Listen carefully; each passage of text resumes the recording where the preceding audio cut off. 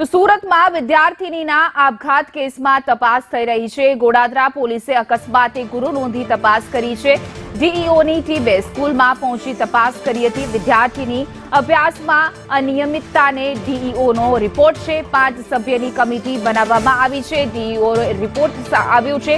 વિદ્યાર્થીની મહિનામાં વધુ ગેરહાજર રહેતી હતી। વિદ્યાર્થીનું આ શાળામાં પહેલું જ વર્ષ હતું। મૃતકની બહેન પણ એ જ શાળામાં અભ્યાસ કરે છે। બંને બહેનોની ફી ભરવાની હજુ બાકી છે।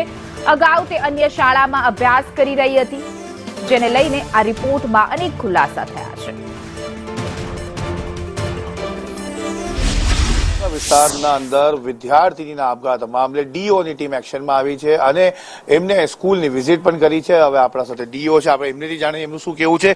તમારી ટીમ ગઈ હતી, તપાસમાં શું શું સામે આવી રહ્યું છે, કેટલા લોકોની કમિટી બનાવવામાં આવી છે?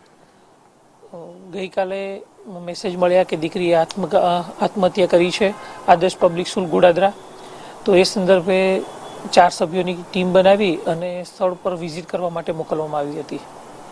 તપાસમાં કોના કોના નિવેદન લેવામાં આવ્યા છે? વિદ્યાર્થીનીના લેવામાં આવ્યા છે? શિક્ષક કોના નિવેદન? ઘણા બધા નિવેદનો લેવામાં આવ્યા છે।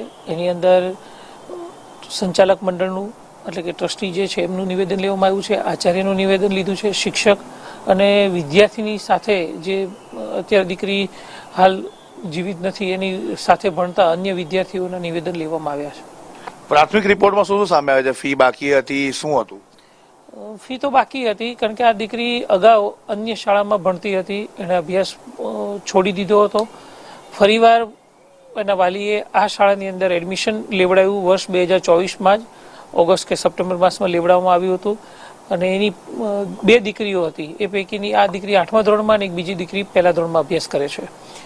બંને દીકરીઓની ફી બિલકુલ બાકી હતી, ફી ભરવામાં આવી જ નથી અને સંચાલક મંડળે એવું પણ જણાવ્યું છે કે એમને વાલી સાથે વાત કરી હતી અને દીકરીને બોલાવી પણ હતી, પરંતુ એ 7 તારીખની ઘટના દર્શાવે છે અને 10 તારીખની ઘટના 11 તારીખે શાળામાં દીકરી છેલ્લી વાર આવે છે, એ પછી શાળાએ આવતી જ નથી અને આ ઘટના જે છે એ 20 તારીખે બની છે।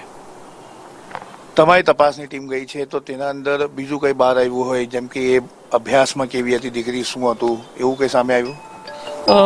એ વિશે થોડો તપાસનો વિષય છે, કારણ કે અત્યારે હાલ તાત્કાલિક અસરથી આ બધી બાબતોની ઝીણવટપૂર્વક તપાસ કરવા માટે કમિટીને મોકલવામાં આવી હતી।